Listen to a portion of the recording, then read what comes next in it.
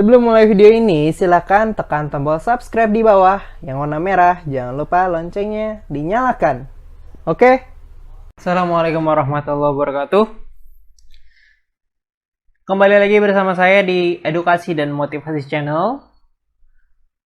Nah, pada kali ini kita akan mencari bagaimana poin yang pertama mengenai perangkat administrasi pembelajaran, yaitu kalender pendidikan dan analisis minggu efektif.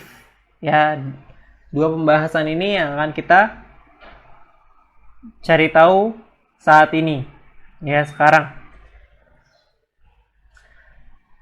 Untuk kalender pendidikan, kita tinggal mencari di internet. Contoh seperti kalender pendidikan di Jakarta. Kalender pendidikan tahunnya, tahun berapa? Tahun sekarang misalkan ya, tahun 2021 untuk daerah Jakarta. Nah, nanti keluar tuh. Ya, biasanya kalender pendidikan ini keluar terlebih dahulu sebelum tahun pembelajaran yang baru. Ya, ini bisa kalian lihat di gambar, nanti tinggal download saja bisa. Nih, ya kan, tinggal nanti klik kanan, simpan gambar sebagai, ya kan, tinggal di save di sana. Namun kali ini saya akan membahas mengenai bagaimana analisis minggu efektif dari kalender pendidikan yang sudah dimodifikasi. Contohnya di sini saya pakai kalender pendidikan SMP Islam Mafaza semester ganjil dan genap tahun pelajaran 2020 dan 2021. Tentunya kita harus tahu dulu nih syarat-syarat apa saja bulan tersebut atau minggu tersebut dijadikan sebagai minggu yang efektif. Dan bagaimana kalau misalkan minggu yang tidak efektif? Pertama kali yang harus kalian lihat adalah di setiap minggunya. Ya, syarat agar dia itu bisa dikatakan sebagai minggu efektif adalah ketika minimal ada 3 hari. Ya, ada 3 hari efektif atau tidak ada, ya, yang tidak ada agenda atau hari libur.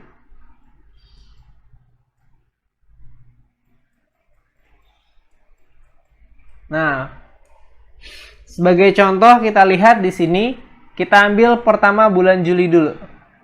Nih, di bulan Juli sudah ada gambarnya ya, di sini sudah diberi warna.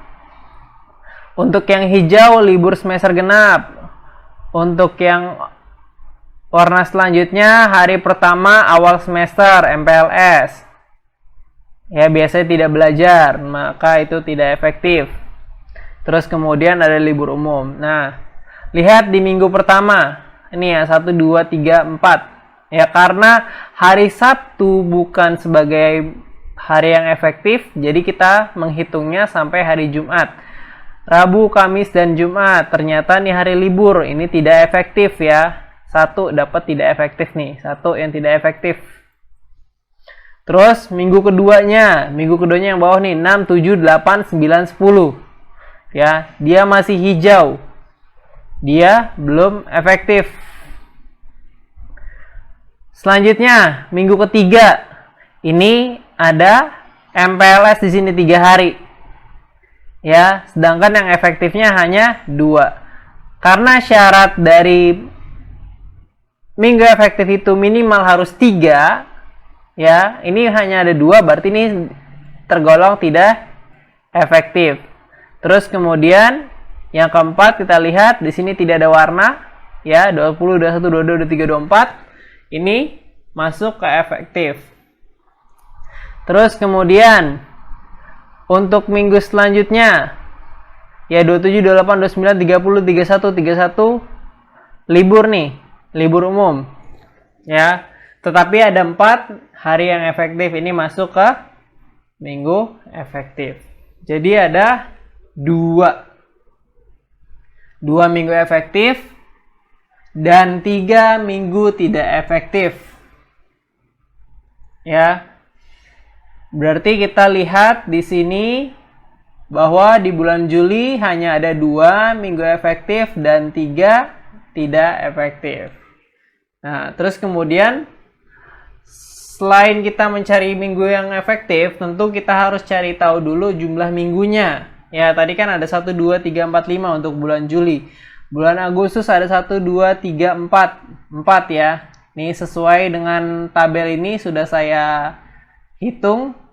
September ada 5, Oktober ada 4, November ada 4. Oh ya, untuk menulis jumlah minggu ini juga sama. Berkaitan dengan minggu yang efektif ketika dia ada 3 hari. Ya, itu sudah masuk ke dalam sebagai minggu. Jumlah hitungan minggu. Contoh seperti ini nih. Untuk yang September kan 1, 2, 3, 4 nih sudah ada 3 lebih. Maka ini masuk sebagai minggu 1. Nah, sedangkan kalau untuk yang Oktober hanya ada 2, hari Kamis dan Jumat ini tidak masuk dalam hitungan jumlah minggu. Ya, seperti itu. Nah, terus kemudian setelah mengetahui bagaimana cara melihat minggu efektif dan tidak efektif, kemudian jumlah minggunya, ya kan? Tentu kita harus tahu juga format dari minggu efektif atau analisis minggu efektif, ya.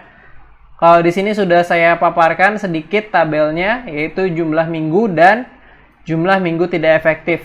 Nah, seperti ini formatnya. Untuk format dari analisis alokasi waktu minggu efektif. Ya, tentunya yang pertama di bagian atas ada identitas sekolah. Ya, identitas sekolah. Mata pelajaran apa, satuan pendidikannya apa, kelas dan semester, tahun pelajaran. Terus kemudian ada logo sekolah di sebelah kiri. Lanjut ke sini, perhitungan jam efektif, ya. Ini jumlah minggunya yang tadi dijumlah jadi 27 minggu. Terus minggu yang tidak efektifnya dihitung nih, tadi yang di bulan Juli ada berapa minggu? Ada 2, ya kan? Terus tambah lagi MPLS 1. Terus di bulan September ada Tahfiz D, PTS. PTS termasuk yang tidak efektif ya masuknya. Terus juga pas juga tidak efektif masuknya. Sehingga jumlah minggu yang tidak efektif adalah 12.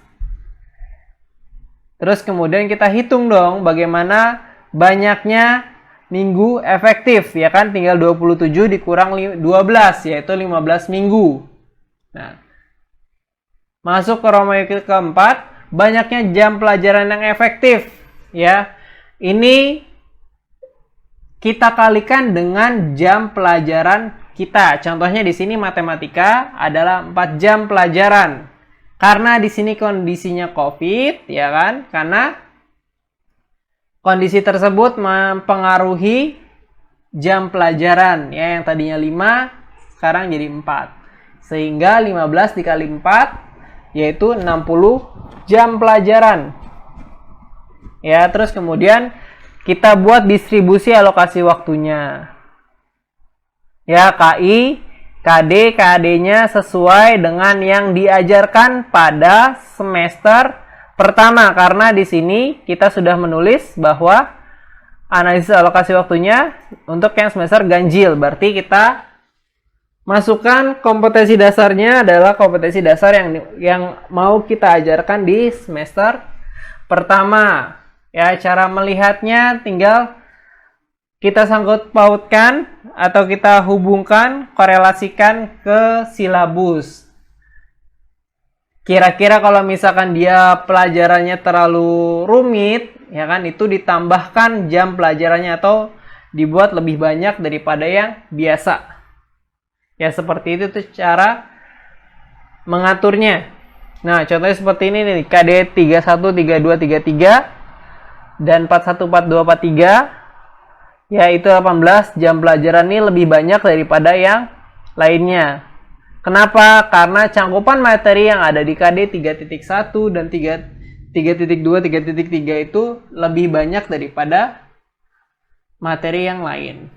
Nah, kemudian setelah itu di bawah ada tanda tangan mengetahui, ya kan, Jakarta, bulan kalian membuatnya, ya kan, nih Juli 2020, terus guru mata pelajaran, karena di sini ada 2 guru mata pelajaran, formatnya seperti ini, terus ada tanda tangan kepala sekolah. Demikian untuk analisis alokasi waktu. Untuk melihat sampelnya secara langsung, saya sudah menaruh filenya di bawah di kolom deskripsi. Silakan bisa dilihat sampel dari analisis alokasi waktu yang model seperti ini. Tentunya masih banyak model yang lain. Ya, ini bisa dimodifikasi. Ya, ini saya ambil dan dipergunakan di sekolah saya yang lebih simple dan sudah mencakup keseluruhan, insya Allah. Nah, masa depan itu ditentukan oleh apa yang kamu lakukan hari ini. Tetap semangat dan percaya bahwa kerja kerasmu akan menghasilkan buahnya di kemudian hari. Jika kalian suka dengan video ini, silakan tekan tombol like. Jika ada saran, silakan disampaikan di kolom komentar, ya, atau ada masukan untuk channel ini ataupun saya. Terus kemudian jika kalian ingin berbagi kepada teman-teman kalian, klik tombol bagikan atau share. Terima kasih. Wassalamualaikum warahmatullahi wabarakatuh.